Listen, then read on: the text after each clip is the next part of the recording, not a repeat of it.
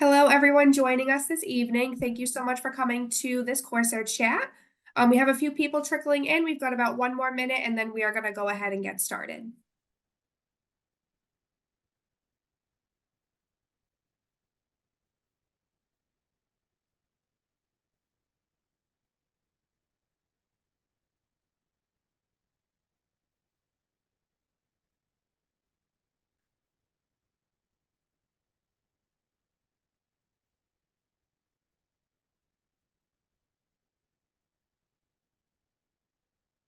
All right. Good evening, everyone. My name is Nicola Ruda, and I serve as the Assistant Director of Alumni Relations here at UMass Dartmouth. We are thrilled to welcome you to yet another edition of our Corsair Chats, a virtual event series hosted by the Alumni Relations Office. This evening, I'm joined by Lisa St. Laurent, a class of 1987 alum. Lisa is a UMass Dartmouth alum who graduated with a Bachelor of Arts degree in psychology. She has a Master of Arts from Rhode Island College and is currently a licensed mental health counselor in private practice in New Bedford, Massachusetts. Lisa's private practice includes working with individuals, couples, and families. Her areas of clinical focus include the treatment of trauma, loss, anxiety, depression, and working with people who are dealing with life transitions and life-changing events. She is also an adjunct faculty in the psychology department at Northeastern University's College of Professional Studies. Lisa, thank you so much for joining us this evening. If you have any questions for the presenter, please drop them in the Q&A box. We'll try to answer as many of them as possible during tonight's program. Lisa, would you like to get us started? Great. Thank you, Nicole. Hello, everyone. I'd like to start my talk this evening by giving you a little bit of background about how I landed on the topic for this talk. When I was invited to present on a mental health topic, I gave a lot of thought about what would be relevant and hopefully interesting to present. I reflected on my own practice as well as the kind of issues that were surfacing in the referrals that I've been receiving and with my own current clients and the issues that they were presenting. And I also spoke with many of my colleagues. My colleagues are therapists who have many years of experience in the field of counseling. And in addition to their clinical work, they're also supervisors, educators, administrators, and trainers in the field of mental health. So their feedback was not only about their own practice, but also about what's happening in the schools and the communities in which they work, and also the practices of the clinicians that they supervise. So their feedback represents information from a wide variety of sources and across many different age groups and populations. And one theme that was the most prevalent in all of that unofficial surveying that I did was the increase in stress and anxiety that's being reported since the beginning of the pandemic. Across the board, anxiety and depression were reported to be the prevailing concerns of their clinical work, as well as my own clinical work. So I chose to focus this talk on navigating stress in a post-pandemic world, to share some thoughts about what is contributing to our collective stress at this particular moment in time, and as well as how to address identifying and managing our stress for better overall health. Most of us, we can certainly identify when we're feeling stressed, but the question that I've been hearing more of is why now in this present time is it feeling so different? Which leads to another question for me. Why is it important to identify our stress? Identifying how we're feeling, as well as the contributing factors to how we're feeling, it helps us to feel less alone and to identify ways to cope. We've all been through a trauma, the trauma of the pandemic, and many of us are still processing what that has meant and grieving certain aspects of life that have changed. In working with people that are in the process of grieving, I often hear that they feel that the second and the third years after the loss are more difficult in so many ways than the first year, because they feel that they had support in the first year. And by the second year, they often feel that they're just as devastated, but many of their supports have moved on and they feel lost, they feel left behind. And what we're hearing in mental health is that people are still struggling to process the changes in life and to reconnect and feel reintegrated back into the world. And many people are still feeling that sense of loss and feeling left behind, like the world is moving on, but why am I still stressed? Why am I still feeling so stuck? There are some unique factors since the pandemic that may be contributing to our increase in anxiety and feelings of being overwhelmed at this particular time. Here are some of the unique stressors that surfaced as a result of the pandemic, as well as this kind of domino effect, the consequences of the pandemic that present ongoing stress and represent our continued need to adjust. So COVID, it altered our perceptions about our lives in the world being somewhat stable, and it exposed our collective vulnerability. And there's difficulty in going back to seeing the world and life as stable.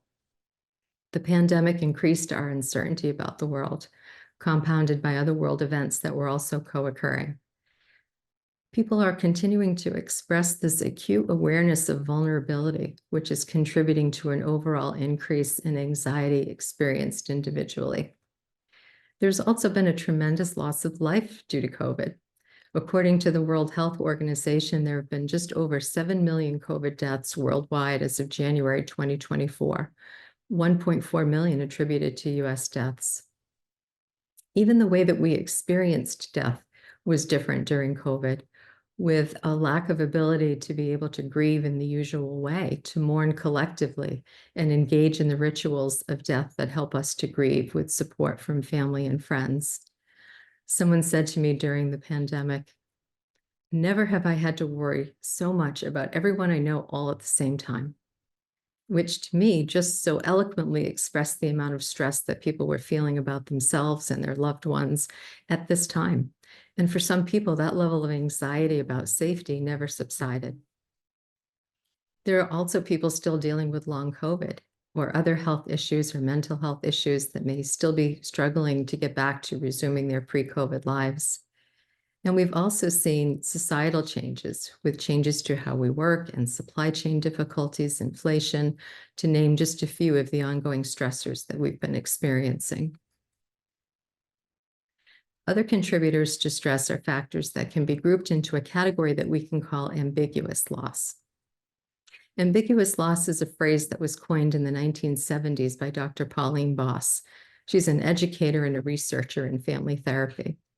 In her work, she used the phrase ambiguous loss to describe grief that has no definitive boundary or closure. It's the experience of grieving a loss that is much more open-ended. And this concept has since been generalized from a family therapy context to community and global levels. We can all identify ambiguous losses since the pandemic. For many of us, it was a dramatic shift in the way that we work, from in-person workplaces to virtual workplaces, which represented a loss of the work community and the work culture that we had pre-pandemic. And this shift, while it has great benefits and more flexibility, but it's also left many other people feeling very isolated and unsure of how to find their place in an online work culture. And it's also been harder for new or young workers to establish collegial relationships and gain an understanding of the workplace culture and how to make progress in their careers. Some of the ambiguous loss that occurred during the pandemic is the loss of a way of life from pre-pandemic living, represented again by that shift in the way we work, but also because there was a reprioritizing of goals and priorities that people went through during the initial phases of the pandemic. Families and relationships suffered as people struggled to find a new normal while doing everything from lockdown at home. We heard about the big quit, where people decided to pursue other types of work, or may have left workplaces altogether because of the risks to their health. But people also quit relationships as the stress of working and living together 24/7 highlighted relationship problems, and people adopted a new attitude of reevaluating what they wanted in their lives, including reevaluating their relationships. I liked this cartoon and added this in as a reminder of how work and personal life changed since the pandemic, and that how we're all challenged now with creating boundaries between our professional lives and our personal lives.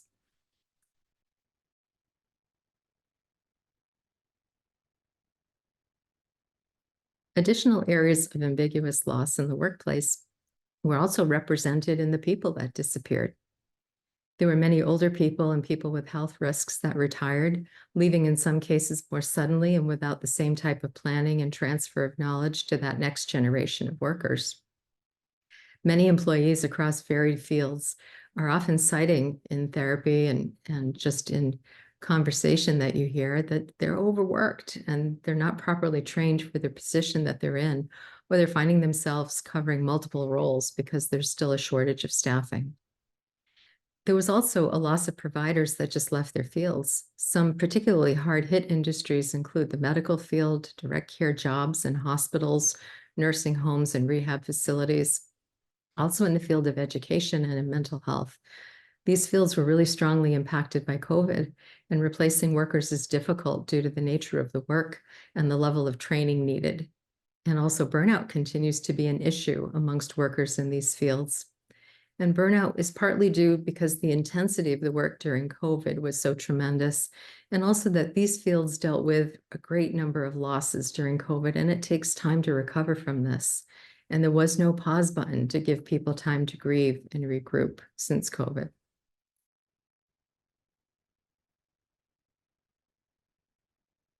We also saw many co-occurring issues arise during the pandemic that continue to be major sources of stress today. The pervasive disruptiveness of world events, emphasized by our 24/7 access through a 24-hour news cycle, and we have availability to all of this all of the time on social media. Social media has changed the way that we experience the news and the way that we receive the news. We get to see world events and the atrocities of war, as well as the devastating destruction of climate disasters in real time and unfiltered. Every person now has the capacity to be a reporter of their experiences through social media, again, in real time. And while this can have benefits, it also has brought human suffering into a sharp, realistic view on a level that we didn't have before. The political divide in the US and across the world has increased our collective fear of the escalation of regional conflict into the potential for global conflict. And people are expressing more anxiety and fear about things like climate change and the prevalence of climate disasters. And while there's excitement, but there's also a lot of concern about the effects of generative AI. While this is an incredible advance in technology and it has great potential, it's also increased our anxiety about how to integrate this technology while we still preserve jobs and the integrity of our educational system and the integrity of the way that we receive news and information. For some people, we're finding that we haven't yet gained back our ability to cope with ongoing major stressors in the same way that we did pre-pandemic. Some psychologists are naming our collective struggle to cope as pandemic trauma, with symptoms that are similar to PTSD. So I'd like to talk a little bit more about that. How does the body experience and deal with stress? The general adaptation syndrome, this is a term that was coined by Hans Seal back in 1946, so not new research. His research can help us to understand how we experience stress. Stressors that can trigger this response can be related to physiological factors, threatening situations, relationships, life events, and many other issues. While the general adaptation syndrome is a normal process, if we have prolonged exposure to stress, it can result in physical and mental health problems. The general adaptation syndrome describes a three-stage process that our bodies go through in response to stress. In the alarm stage, there's a stressor or a problem that enters the picture. And if we meet that problem with success, then the stress dissipates and we return to normal or homeostasis. Another way of saying this is if we resolve the problem with success, then our biological stress response, it rests. It's done its job. Our bodies stop producing all of the stress hormones that we need to activate, and we can return to a stress of calm or homeostasis. In the stage of resistance, a problem comes into the picture again, and if we do not have the tools that we need to resolve the problem, then the stress continues, and the body must continue to mobilize to return to that state of calm or homeostasis. So the body continues to crank out those stress hormones and prepare for action, either a fight, a flight, or a freeze response. In the stage of exhaustion, if the stress continues long enough, the body can no longer function normally, and we enter into a stage of exhaustion, which makes the body more susceptible to illness, emotional, and physical breakdowns. And this was the difficulty during the pandemic. We went into lockdown in March of 2020, and we received the first round of vaccines in December of 2020. And that's when they became available. Many of us didn't actually get to receive them until months later. So we had 10 or more months of continuous stress about something that we couldn't see and that we had little or no ability to control. And this left many susceptible to developing physical and mental health symptoms, namely symptoms of anxiety and depression that we saw increase tremendously during the pandemic.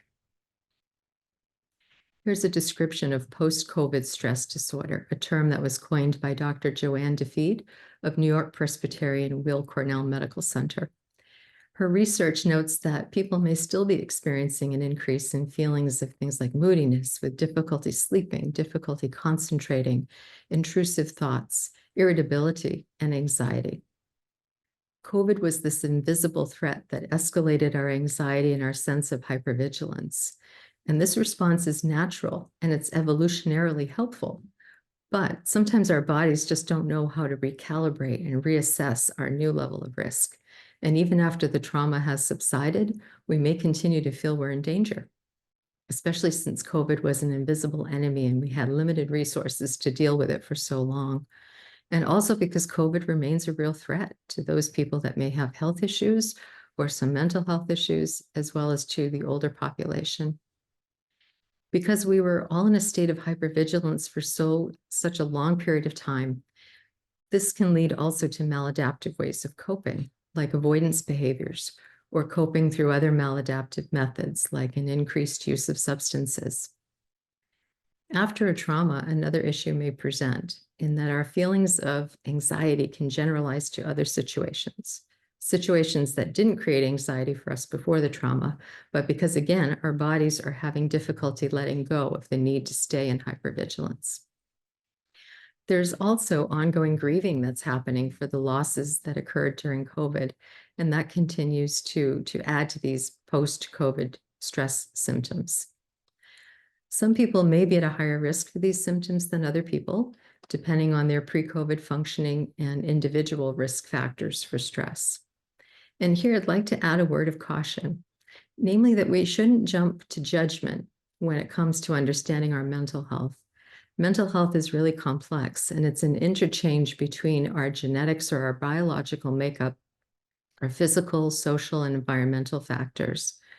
Whenever you're in doubt about a physical change or a symptom that you might be experiencing, it's always a good idea to be mindful of ruling out any medical issues that may be underlying these changes, especially in the absence of any new environmental factors. It's always a good idea to discuss your concerns with your primary care doctor and get a proper diagnosis of any new physical symptoms that may emerge. At this point, it's time for a little good news. And the good news is that not all stress is bad stress. We can think about stress on a continuum, with eustress being a positive form of stress that has a beneficial effect on our health and motivation, on our performance, and also on our emotional well-being. We need time, certainly, in periods of calm and rest, but we also need periods of time with a certain amount of stress because it motivates us and it propels us forward toward our goals. But when stress overwhelms our ability to cope, it becomes distress. And distress is an overwhelming amount of stress from negative events that becomes detrimental to our ability to cope productively and to be able to move forward. This illustration gives you a visual of the stress continuum.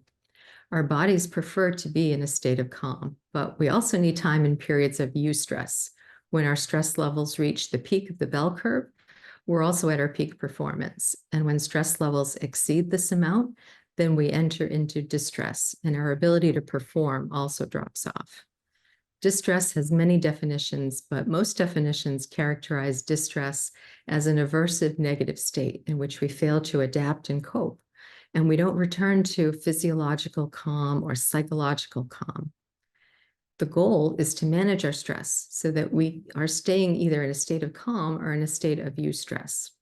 And when that's not possible, because certainly we know that we sometimes become distressed, that we are increasing our ability to bring ourselves back into a more productive level of stress more quickly so that we're not spending too much time in distress. So, how do we strive to stay either in a place of calm or maintain optimal stress levels? One fundamental aspect of stress management is known as emotional regulation. This is the key to so many aspects of our functioning. And it's a fancy way of saying that we can keep our emotions in check. Emotional regulation is central to our well being and our ability to present ourselves well. It allows us to be able to monitor our emotional reactions and keep them under control. Emotional regulation can be extremely difficult under stress or when we're prone to emotional highs and lows. It takes a lot of work, it takes self reflection, and it takes a willingness to be able to receive constructive feedback, even from others, to get a realistic picture of how we're doing with our emotional regulation, to understand how others experience being with us. Sometimes our friends and family have more of an insight about how we're doing with emotional regulation than we might, especially in periods of great stress. To enhance our ability to emotionally regulate, we need to have a multidimensional self-care plan that we can practice regularly. For some of us, emotional regulation, it fluctuates according to different states we find ourselves in because of our natural body chemistry. Maybe the amount of sleep we're getting is not enough, our diet is not up to par, or the types of stressors that we are facing, or even a phase of life that we find ourselves in at the moment. And it also depends on our reasoning and our communication skills and the environment that we're in on any given day. So let's think about what helps us with emotional regulation. Or another way of thinking about this is, how do we build our resilience to stress or our ability to recover from and adjust to change? It's helpful to focus on our strengths in building personal resilience. We can start by reflecting on what forms of adversity or hardship have we survived in the past that have shaped us the most. We can reflect on how have we gained strength because of these difficult times. We can reflect on what new skills did we develop and how do we continue to hone those skills. Self-reflection and reframing our thinking about adversity can help us to become more flexible, and then we can gain better access to our problem-solving skills and our internal resources. So we're talking about resilience here, and how do we continue to foster our sense of resilience? Resilience really involves our ability to reason and process situations that we find ourselves in. And it also involves our sense of agency and self-efficacy, meaning that if we believe that we can meet challenges and accomplish goals, then we're more likely to set ambitious goals and more likely then to achieve them. When problems first come up, we may be overwhelmed with emotion and tend to look at what's not working. And we might fail to take a step back and regroup and look at the big picture. When our initial anxiety lessens, then we're able to engage in a more realistic or healthy appraisal of the situation. And part of this appraisal is deciphering the meaning in what's happening and what resources we need to mobilize to meet the challenge. And this is supported by our internal resources, like our sense of hope and optimism, our purpose in life, our ability to maintain a sense of humor, even though certainly not all problems are so easily resolved. Some problems we understand will represent long-term challenges. Overall, though, it's helpful to accept that problems are an inevitable part of life and for us to strive to maintain a blend of optimism and realism so that we can face what comes rather than trying to avoid problems and avoid stress, which tends to create more stress. And it's also helpful to adopt a positive attitude, one that assumes the best, that if we are able to meet challenges that present themselves, if we did that in the past, that we'll be able to do that in the future. A positive outlook, it helps us to remain hopeful, and hope helps to build our resilience. Here are some final thoughts about stress and resilience before we move into talking about ways that we can strive to manage our stress. So anxiety and stress, they're part of the human equation, and they can best be seen as a catalyst for promoting change and for promoting growth. We need to keep a perspective of being in the present moment and reasonably plan for the future. So control what we can and try to let go of the rest. And to understand that resilience is enhanced by putting structures or plans in place that maximize our resources, both our internal resources like reasoning and coping skills and a sense of humor, and external resources like gathering helpful information and surrounding ourselves with supportive people and helpful activities. Our resources can be seen as protective factors, and that helps us to mitigate stress and promote recovery and healing and well-being. It's important, though, not to beat ourselves up when we're out of balance in our lives. I think it's important to accept that balance is a goal to strive towards, not necessarily a final destination. It's difficult to achieve a perfect balance in our stress levels and in work-life balance that we hear so much about. I think it's more important to be mindful of how we're feeling and strive to come back into some semblance of balance, accepting that there will be stages of our lives when we're out of balance, either because we're raising small children or caring for elderly relatives or overwhelmed with work demands. And then we need to strive to bring back into our lives what has slipped out of balance. And so, what are the structures that we can put in place? How can we think about resources related to these structures? Structures or plans that we can put in place help us with thinking about different dimensions of our lives. We can think about our lives in 5 dimensions. This is often referred to as the 5 dimensions of health. And by creating plans and implementing resources in each dimension, we can foster a way to think about managing stress and promoting healthy practices. When we talk about wellness, people often think only in terms of their physical health, nutrition, exercise, weight management, and such, but it's really much, much more. Wellness encompasses an integration of physical health, mental health, intellectual, social, and spiritual well-being. While wellness always includes striving for physical health, but it's also about living life fully with attention to each of these dimensions of health. The total of our health involves paying attention to each of these dimensions of health equally and on a daily basis. We can think about the example of a fad diet. You might get results in the short term, but unless you make a lifestyle change, when you return to your pre-diet way of eating, that weight is sure to return. Stress management is similar. It requires making lifestyle changes, not just applying stress management techniques in the moment of acute stress, even though we need that too, but practicing daily stress management techniques for more lasting impact to reduce our stress response. And the importance of this practice is to be able to bring ourselves back into eustress or calm more easily when big stressors occur. And we do that by these daily practices. Physical health. So most of us know what constitutes our physical health, and we understand that increasing healthy practices generally boosts our physical health. Also, eliminating or limiting at least unhealthy practices does the same.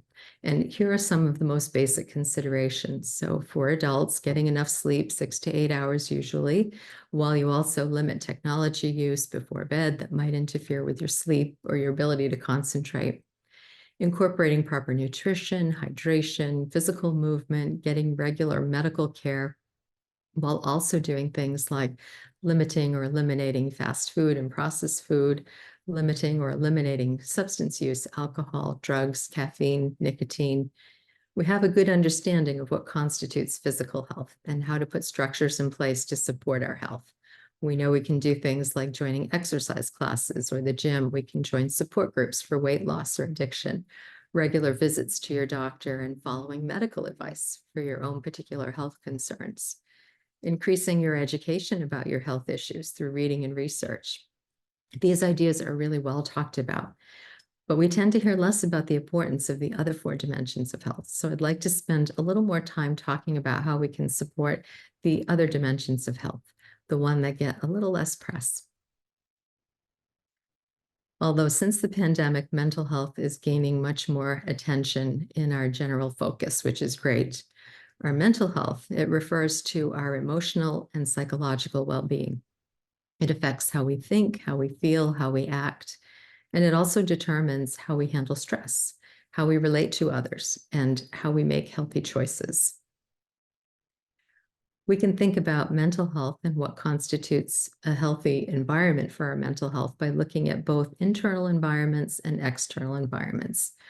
We need to keep in mind, though, that each person's perception and experience determines for them if an environmental condition is stressful or not.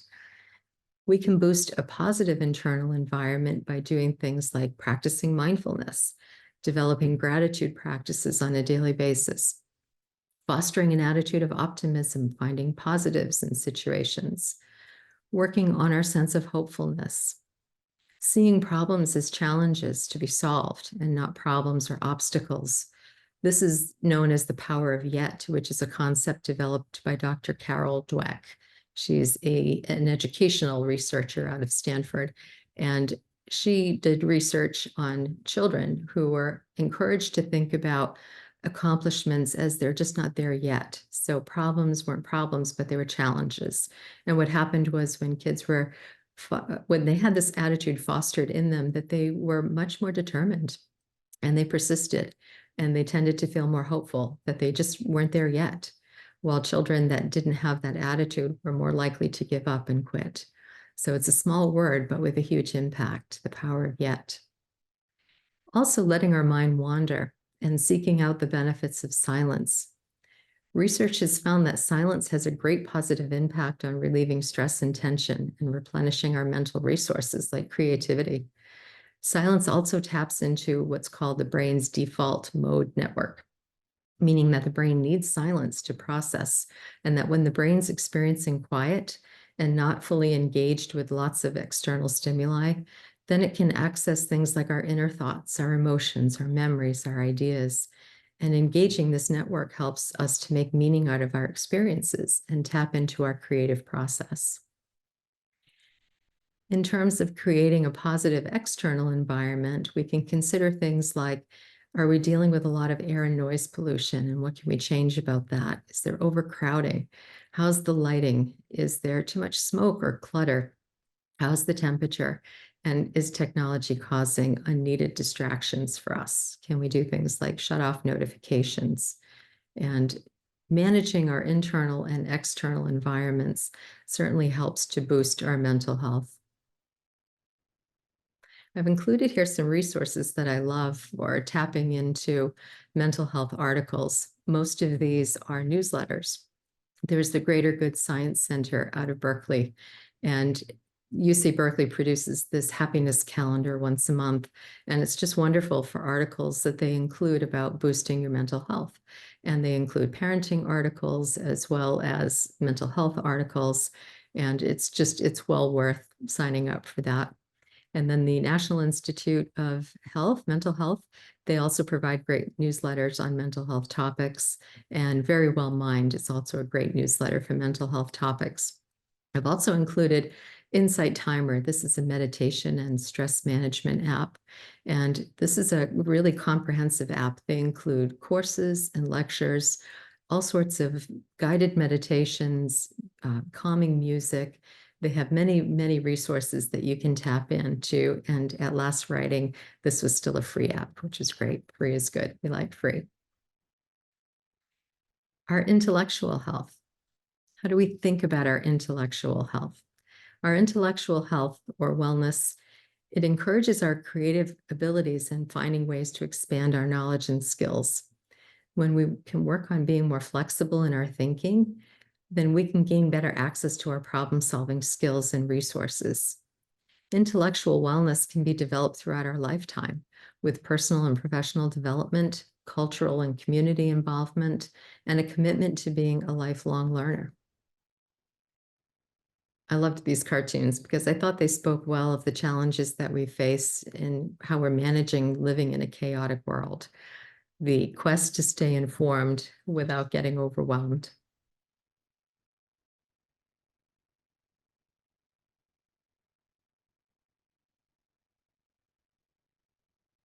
When we think about thinking, it helps to understand a little bit about cognitive distortions. And what are cognitive distortions? Cognitive distortions are irrational thoughts, and we all engage in them at least some of the time. These thoughts, though, may influence how we see the world, which in turn influences how we feel and also how we act. It's normal to have cognitive distortions occasionally, but they can be harmful when they become pervasive in our thinking or become extreme. There are many cognitive distortions. There's about 17 or 18 that have been named, but here are some of the more common ones that people may have heard about. Another way to think about cognitive distortions are as thinking errors. And what they actually do is they add to our experience of being stressed. Some of these are more common, and we've heard of them, like jumping to conclusions, where we have an emotional reaction to something before we've gained all of the evidence, before we've looked at all of the facts. Others are not as familiar, but just as common. There's also polarized thinking. Another way to say that is black and white thinking, where you have a hard time seeing the gray area in the middle, which is usually where the problem solving happens. Blaming, overgeneralizing. When you think about being anxious in one situation, or if one thing didn't go well, then you think that all situations similar are going to have the same outcome. And then catastrophizing, taking one small problem and then adding worry to it until it blows up into the worst possible thing that could ever happen. Cognitive distortions, again, they're normal, but they're not helpful. It's more helpful to stay curious about our thoughts and how we think about our stressors, and to work on reframing our thinking. Reframing our thinking refers to a skill that's taught in cognitive behavioral therapy. It's the process of replacing negative thoughts, which can worsen our symptoms of anxiety, with more helpful thoughts. More helpful thoughts involve being aware of negative thinking and replacing negative thoughts with a more positive reframing of the situation. An example might be replacing catastrophizing a scenario to reminding yourself of your strengths and your resources to get through difficult times, or reminding yourself of similar instances in the past where you got through something difficult, and taking stock of how you managed to get through it. Here are some thoughts on managing stress in our thinking and managing worry. This is taken from Stress Management for Life, a book by Olpin and Hessen, a wonderful book. They offer a lot of important facts about worry and offer ways to manage our worry and anxiety. It's important to remember that most things that we worry about are out of our control. In clinical work, we like to focus on what is in a person's control and what they can do to let go of the worry that they're experiencing about matters that they can't do anything about. We focus on ways that they can express their caring, and caring can be action-oriented, and it's not the same as worrying. Planning is a tool that can ease worry and help people accept the variables that they cannot control. Self-reassurance is important. Using positive self-talk and using logical thinking against the worry, and realizing that most things that we worry about never actually happen. Another way to reframe this thinking is to have faith in the future, which is a way of saying that you've survived many hardships in the past and you've done well. You have skills and you have supports that have carried you through, and reminding yourself to have faith that this will be the same in the future. We can also think about moving our worries onto paper. This can be a way to free up our mind and be productive with our worry. I often refer to this process as leaning into the worry, or actually having productive time to focus on the problem at hand and do things like create a list, or plan, or pray, or meditate on possible solutions, or focus on your strengths that can help with those solutions. I do suggest give yourself a time limit of 15 to 20 minutes to actively think about and work with the worry or work with the anxiety, and then move on to a different task. When we have time limits to focus in on the worry or the anxiety, it helps to keep that time productive and to keep the process from becoming overwhelming. Practicing mindfulness increases our ability to stay in the moment and not live in our worry about the future or in regret about the past. It's important to note that our cognitive skills actually do shut down quite a bit when we worry, and our ability to do things like analyze data or remember information accurately or process new information when we're in this state is really compromised. So it's helpful to remember that worrying is a habit, and like most habits, it can be changed with practice. So I've included some free resources here for enriching our intellectual health, because again, free is good. So TED Talks, lots of people have heard about TED Talks, and these are available on TED.com, and these are covering any possible subject. So you can find many inspirational people speaking on TED Talks. So these are great. And then MOOCs.org, this stands for Massive Open Online College Courses. And during the pandemic, I was really promoting MOOCs to my clients to go off and take a free course, learn something new, engage your brain, stay active. And then there's also the 1440 Digest, which is a nice way of staying updated with the news.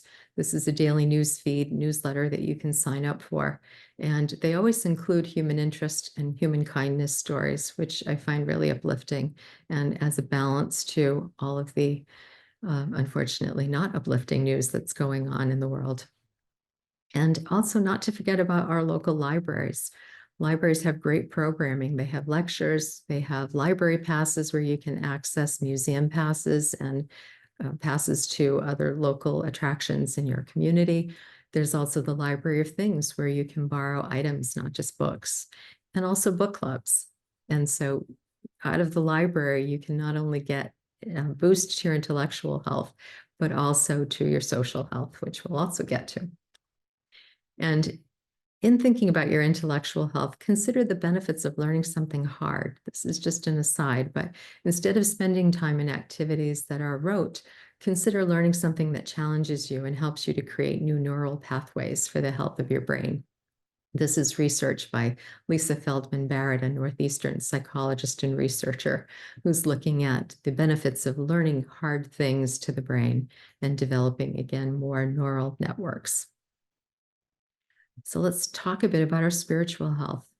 Spiritual health is a facet of the self that connects us to something larger than just ourselves. Through spirituality, a person can connect to something greater, whether it's a belief in God or a higher power or connecting to nature. Spiritual health is just as important as mental and physical health because it's a way in which a person understands their place in the world, their purpose, and their reason for existing.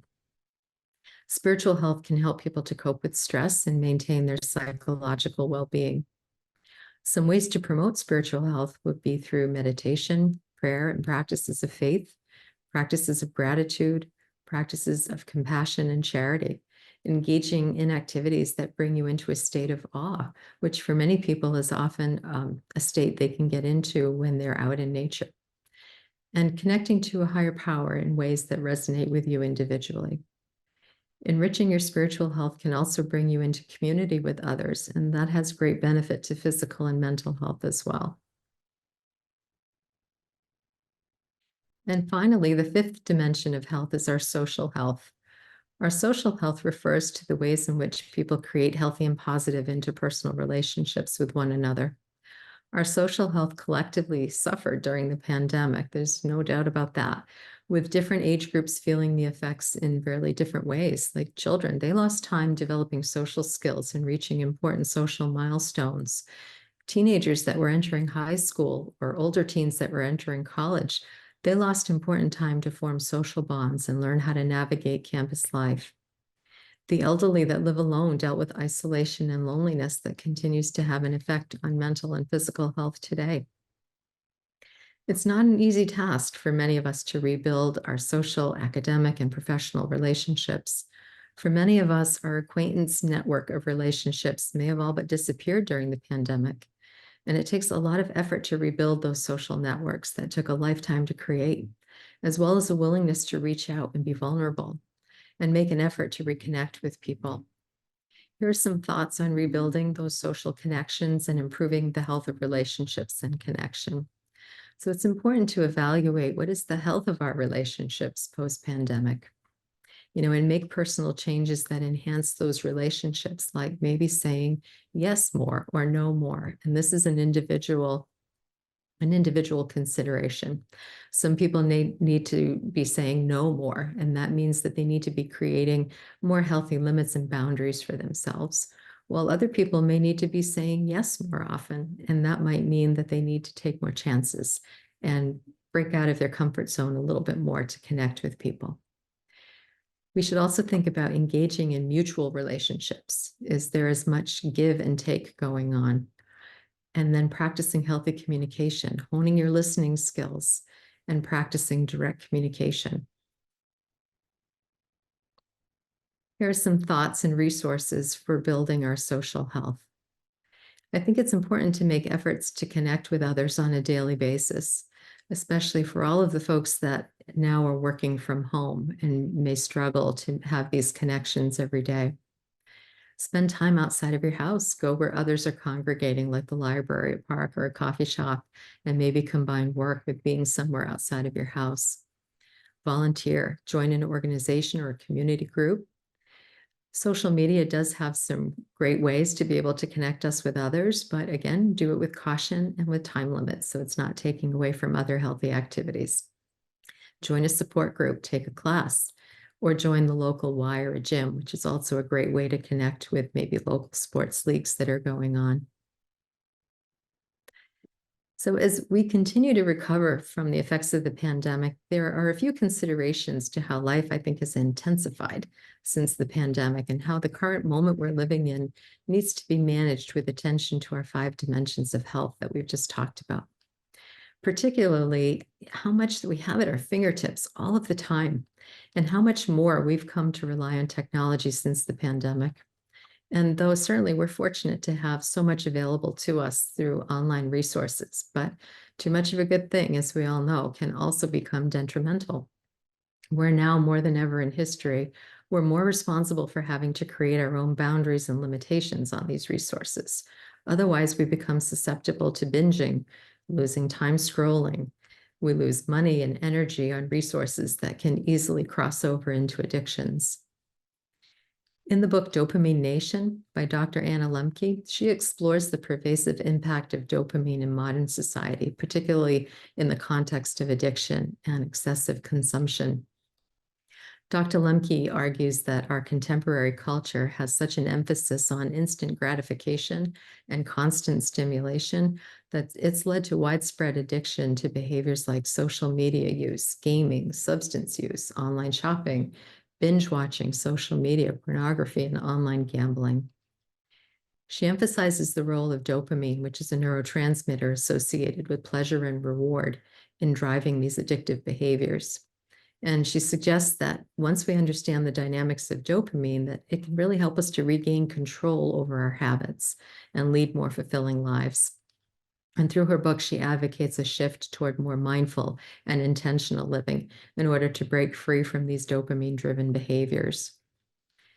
During the pandemic, we had an added reliance on technology, and this has created additional challenges for some people who haven't been able to back off technology post-pandemic, either for practical reasons because work has demanded it, or for young people who rely more than ever on social media to connect with other people. To name just a few ways that technology has really intensified in use post-pandemic. Some of the ways that we might consider putting limitations in place for ourselves might be to practice time every day or even once a week, to just have some dedicated time to being technology free. Tiffany Shlain, she's a filmmaker and an author, and she advocates for unplugging one full day a week to get a technology break and refocus on family life and slow activities. She wrote 24/6, giving up screens one day a week to get more time, creativity, and connection. And it's a great read. And she also has a newsletter that she produces. Even though unplugging is challenging for sure, but I think it's well worth the effort to enhance our ability to emotionally regulate ourselves and to reconnect to other things that are important in life. In preparing for this talk, I came across a great article by Philippa Kelly in The Guardian. The article was called Facing Death. These people found a clarity about how to live. This article, she interviewed people who are facing death, who had terminal diagnoses. And the takeaways were how they discovered a clarity about living that focused on the positive. Some of their insights were, don't sweat the small stuff. Don't waste energy fighting. Have a sense of purpose that brings you joy. Focus on quality of time, not quantity of time. And think about how adversity sorts out what really matters. And think about sharing your feelings because it helps. Find gratitude every day. Redefine your priorities. Have goals. Focus less on what other people think. Seize opportunities. Be authentically yourself. Switch up your negative thinking. Find the positives. Redefine what your definition of success is. Be direct and trust yourself. I think these insights are such a great reminder to us all about the importance of perspective and the impact that perspectives have on how we manage our challenges in life. As I wrap up, I would like to offer you some insights about seeking help. Maybe you've been working hard on managing your stress, but your best efforts just don't seem to be enough. Though we as therapists believe that seeking help can be beneficial to everyone, and there doesn't really have to be an overwhelming situation to seek out help. However, therapy, it can be beneficial to anyone who's experiencing a period of time in their lives when stress is overwhelming and support is needed during these periods of loss or life transition, divorce, losing a job, retiring even. So think about this. Stress, certainly can be one factor that therapists help with, but they can also be very helpful in helping to improve quality of relationships and communication skills, in dealing with trauma or loss, or regaining emotional balance, to name just a few things. And here are some resources for finding a therapist. And I know it's become very challenging since the pandemic to actually be able to get appointments with people, and it can be even hard to locate how do you find a therapist. So here are some ideas of things to, or resources to go to. And one is your primary care doctor. They usually have a resource list of therapists that they refer to. Another could be your health insurance provider. They have online directories, and some private insurances actually have clinical case managers that can help do the legwork for you and connect you to a therapist. EAP services through your employer. Psychology Today has an online directory that's wonderful. You type in your zip code and a radius if you want to see someone in person. And if you want to do telehealth, then you can choose someone in your state. And then online telehealth platforms. Many of them have popped up, especially since the pandemic, and are doing good work as well. Here are some questions that you might consider asking when you're looking for a therapist, when you connect with someone. Before you have that meeting, it's perfectly appropriate to have a quick phone call and ask them about their training. What degrees do they hold? What license do they have? How many years of experience do they have in the field?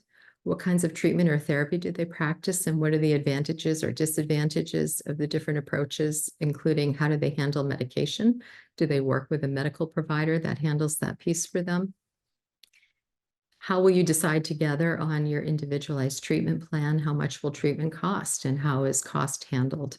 And also, very important, how is your private health information protected, particularly with some online therapy platforms that have been known in the past to do things like share your personal information. You definitely want to know that your health information is being protected. I included a little bit of therapist humor here. Will you validate my parking? You did a great job. Evenly spaced and nearly a perfect right angle. Finally, I would like to give a heartfelt thank you to my great colleagues that contributed their clinical insights to my unofficial survey on post-pandemic stress. So Maureen and Jill, Leanne and Mark, Jacqueline, Kathy, Liz, and Patty, I thank you. These are some of the publications that I cited in this lecture, and I'm happy to share any of these slides with people if they would like more information. You know, it was a lot, and these slides went by pretty quickly. So I'll turn us back over to Nicole now for any questions that people may have. Thank you. Awesome. Thank you so much, Lisa, for sharing your expertise with all of us. We did have a few people submit questions, whether it was in the chat or also pre-submitting questions when they registered for this event. So Okay. one question was, what is the average time for post-COVID brain fog? That's a difficult question to answer, and mostly a medical question. That's something that I would have to refer a person back to their primary care doctor. I know that with clients I've been seeing that are dealing with long COVID, it's not unusual for them to not feel themselves for months, but I can't speak to what the average time might be. Again, a medical question. No problem, thank you. Another pre-submitted question was, what are some methods I can use to lower the anxiety I feel about my job and the prospect of working for 40 more years in the industry? Oh, goodness. There's heaviness in that question. Feeling anxiety about working 40 more years. Well, I think we covered a lot of the ways that working through your 5 dimensions of health can be helpful to manage stress, and the importance of having a plan in place that you work on every day. But I also hear, without knowing this person, that there's anxiety perhaps about the field they're in and the prospect of staying in that field for 40 years. And again, that I think just as we've ended and landed on, when to seek therapy, this may be a great example of an opportunity for that person to seek out therapy. Therapists can be really helpful in helping to sort through problems that might seem insurmountable and finding ways where there's hope and where there's potential for making change so that 40 years is not looming out in front of you. Thank you. Another pre-submitted question was, I am struggling with timelines and memories since COVID. How do I get my memory back on track? Everything is still so very hazy. Yes, again, sounding like a medical question, referring to long COVID and one that's difficult to speak to. But again, I refer back to those 5 dimensions of health. While not any one of those things is going to be the target for improving memory, but paying attention to how you can boost your physical health, getting enough sleep, hydrating, paying more attention to nutrition, as well as, while you are in this place of struggling with your memory, put some accommodations in place for yourself to take the pressure off of it. Write things down, create a list, make sure you're using a calendar. And then again, check back in with your primary care if you feel like you're not returning to your pre-COVID self, because this may require more of a physical examination. Awesome. And we have time for one more question. So someone submitted, many people will say it's over as if COVID is no longer a threat. As a nurse, I fear exposure in crowded indoor areas and don't go out as much anymore. Do you find that others feel this kind of isolation due to differing perceptions of risk? Yes, a resounding yes. I have many clients that feel, again, that sense of being left behind, that people don't feel the same level of risk and aren't taking the same precautions. And whether it's because of age or health issues, or even some mental health issues, I have folks I work with that have OCD that have a great reluctance to go out and resume pre-COVID living because they fear becoming sick. So yes, I do feel for that person, but I am hearing that people are feeling resoundingly like there's a whole group of the population that's being left behind. Awesome. Well, thank you so much, Lisa, for your incredible presentation. We've so very much appreciated all of your expertise that you have shared with us tonight.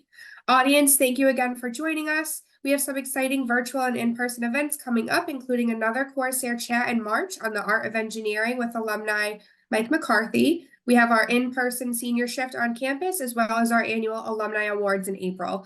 Information for any of these events can be found on our website at umassd.edu/alumni.